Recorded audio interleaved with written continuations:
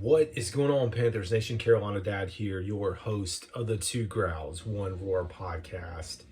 Another episode, another week, really, I should say, another day with continuous news across the NFL. One, Jim Harbaugh going to the Los Angeles Chargers. I don't think that's a shocker. As the days passed and we knew he had interest in them and they had interest in each other, it felt like that was going to be the location that he landed. And I know a lot of Panthers fans were like, why are we not interviewing him? Why are we not talking to him? I wasn't in that boat. I'm anxious to see what he's going to do there. He's been out of the league for 10 years and a lot has changed in the NFL. And I'm not saying that he won't be able to adapt and adjust, but I think it is going to be a pretty decent curve, but he's got the roster and the quarterback in place to make a difference. Fun fact, Ravens and Chargers play each other next year, so you know that's going to be a good Harbaugh family reunion right there. And I saw the Chargers already taking over Twitter with, who's got it better than us? Well, we don't have to worry about that in the Carolinas. We do have a developing story. Mike Vrabel has entered the chat, as folks would like to say. This was, I'll say, somewhat unexpected, but a pleasant surprise. I went on ESPN Wilmington today with our good buddy Randy Slack, always shouting out Randy for bringing me on, becoming a mini staple, at least for Panthers news, which is fun for me to do.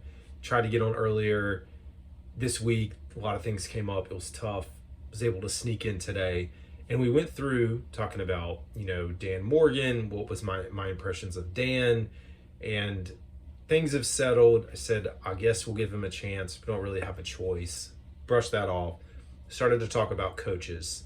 And we looked at the list of coaches. And so to this point, at least today, Raheem Morris and Dave Canales were supposed to interview in person. Ejiro Evero was supposed to go earlier in the week. So that's 3. It's kind of felt like a very small list, and that's what I said. And he's like, well, tell me, who do you want as the coach? Like, who's your home run hire, and who do you think realistically you're going to get? And I said, well, Ben Johnson seems like he's gone to the Commanders. Just my initial impression, well, I guess between them and Atlanta. But I feel like Atlanta's going to get Bill Belichick. I think Seattle's going to get Quinn. But I looked through the list and, talk about Ben Johnson. I said, realistically, it feels like Canales. Feels like his stock is rising. Although I do think Raheem Morris or Ejiro Evero could make a good push here at the end. But then I threw out and I was like, I would love, because we looked at the odds, and the betting odds for the next coach is Mike Vrabel. So we talked about Mike Vrabel.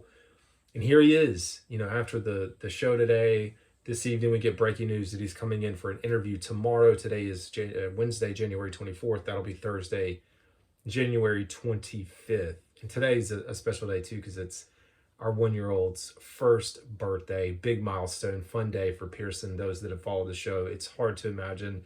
I've almost been doing this for a year. We'll talk about all that on another episode. Really great day.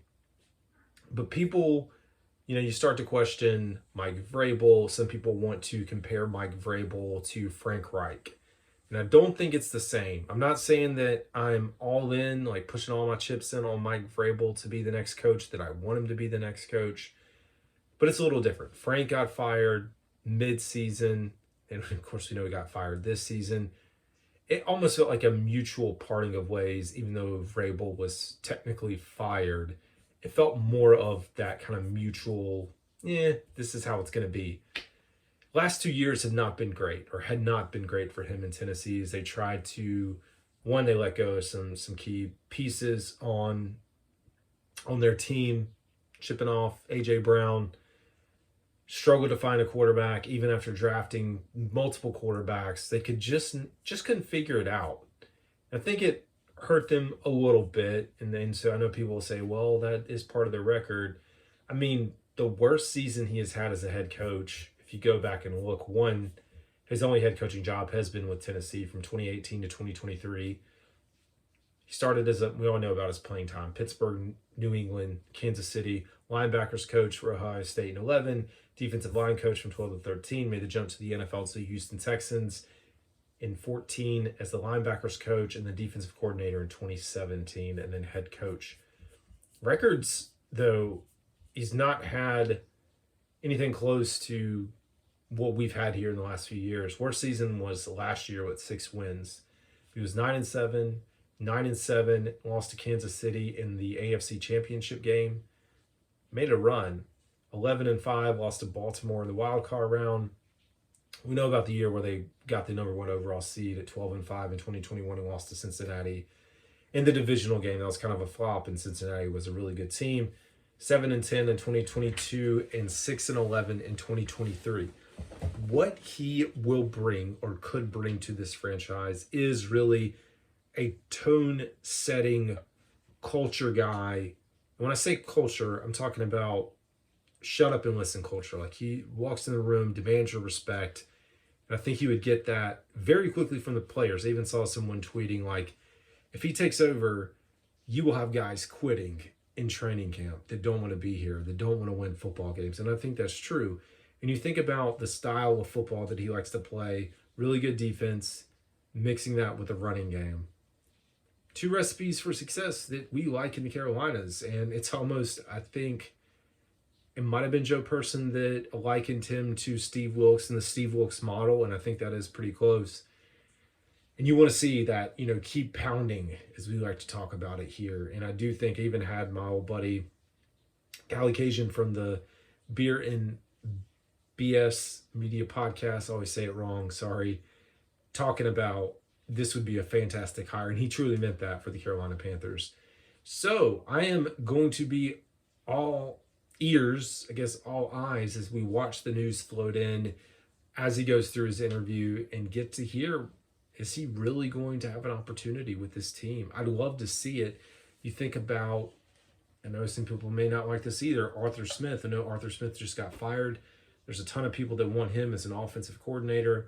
I think he's a great offensive coordinator. And he was with Vrabel during their time in Tennessee when they won all those games.